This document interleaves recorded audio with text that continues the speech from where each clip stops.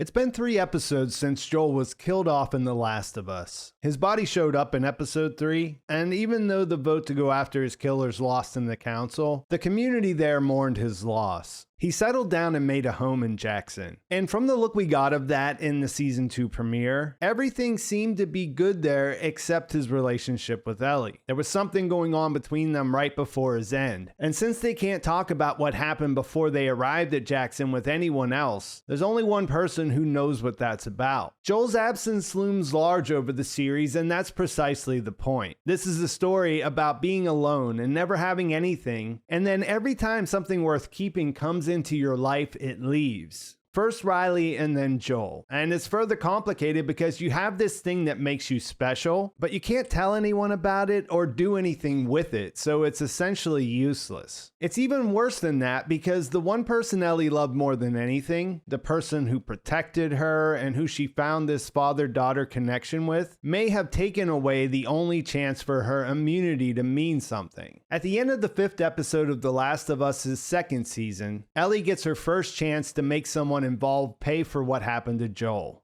Dina reinforced the righteousness in doing this earlier in the episode, and Nora made herself as justifiably killable as a person in her position could by adding insult to injury at every turn. The level of rage we saw from Ellie hit a new height, but we like Joel, hate what happened to him, and therefore can understand where it comes from. The complication is that Nora uses her last minutes to lay out the reasons why Joel had to die from her perspective, and more importantly, Abby's. This gets to the heart of why the questions we don't have answers to are so important. After Nora realizes Ellie is the immune girl of legend, she tells her what really happened at the hospital that day. While Abby already revealed to us that the doctor Joel killed there was her father, Ellie wasn't at the lodge yet and Dina was knocked out, so he took that information with him. This should be news to Ellie, but even after hearing the truth about what happened at St. Mary's Hospital, she just says she knows and doesn't care. We're missing something, and we need Joel to come back in order to get it. So when he pops up with his "Hey kiddo" at the end of episode 5, it's not just great to see Pedro Pascal return, it's a promise for answers before we wrap this season up. The new preview trailer HBO released for episode 6 opens with a shot of Joel saying, "Close your eyes, it'll be worth it." This and the final line are great choices because they give the sense of him speaking to us from beyond the grave. You can't see her, but he's obviously talking to Ellie. This shot is something instantly recognizable for those of us who played the game. But if you haven't, I'm not sure how to describe what's happening here. How do I describe a scene like this when I know exactly what's happening without giving it away?